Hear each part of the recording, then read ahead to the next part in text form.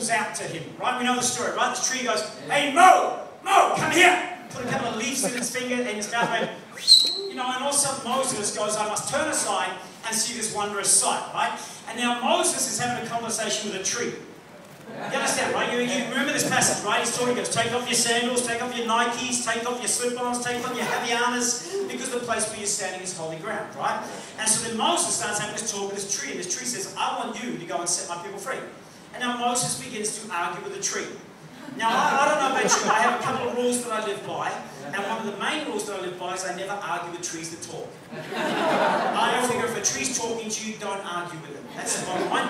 Number two, if the tree's on fire, it means it's an angry tree. You understand? Definitely don't argue with that thing, you know. I mean, and I kind of think in my mind, you remember when, you know, God said, what's that in your hand? And Moses had a stick, remember? Well, you think about this now. I don't know about you, but does your mind wander? My mind wanders, right? I'm thinking, here's Moses, he's never met God before, and now he finally meets the tree that says he's God. So now to Moses, God is a tree. And God says, what have you got in your hand? And Moses has got a stick, which is part of a tree. And he's thinking to himself, I killed his brother. Come on, you imagine going, nothing, I've got nothing. God's going, what have you got in your hand? Imagine Moses throws this stick away and his dog fetches it. Bad dog, bad dog. Do you understand? So Moses has this encounter with God, and God says, I want you to go tell Pharaoh, let my people go. Do you understand, right? And so, you know, so Moses goes in front of Pharaoh and he says this, the Lord says, let my people go, right? And Pharaoh says, Bismillah, no, we will not let them go. Let them go. Okay, forget it. Right. So, and there's this whole scene, right? And so, you know, Pharaoh doesn't let them go, so God sends a plague of frogs. You remember, like there's plagues that happen, right? Frogs start appearing everywhere. They're coming out of the congee, they're coming out of the cupboards, they're coming out everywhere. I mean, seriously, if your house is full of frogs, let the people go. That's how life works, you know what I mean? Frogs coming out everywhere, let the people go. Pharaoh doesn't do it. Water turns to blood. Flies come.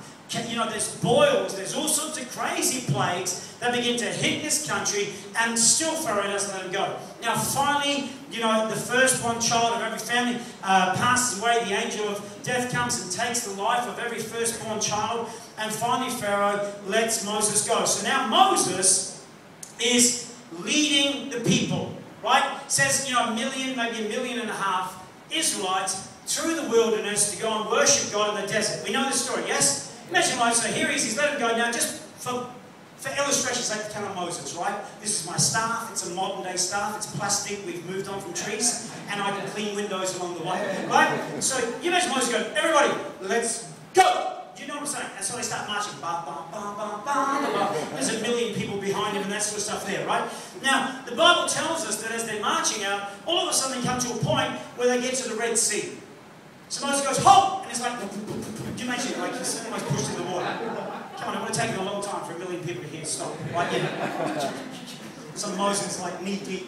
I said, stop! Anyway, so he stops like this, so they can't go any further forward, right? So they put a bit of a camp there, but now all of a sudden they're sitting there thinking, I wonder what we should do. And now, they've got water in front of them, right? And when they look around, now the Egyptian army's coming, Pharaoh's on the front chariot, and he looks annoyed. Okay, so you understand what I'm saying? Yeah. So they're thinking to themselves this, they're thinking, if we go forward, we're going to die, we're going to drown.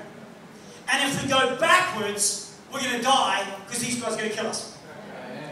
How many people understand? See, that, so you know what I mean? It's like, got river one side, you've got army on the other side, they can't go anywhere. Has anybody ever heard of the saying, between a rock and a hard place? Yeah. Getting stuck between a rock and a hard place. You can't go forward in your life, because it seems like doomsday, and you can't go back to what you had because it'll kill you. Do you understand what I'm saying? But this is the same situation that we're experiencing here right now.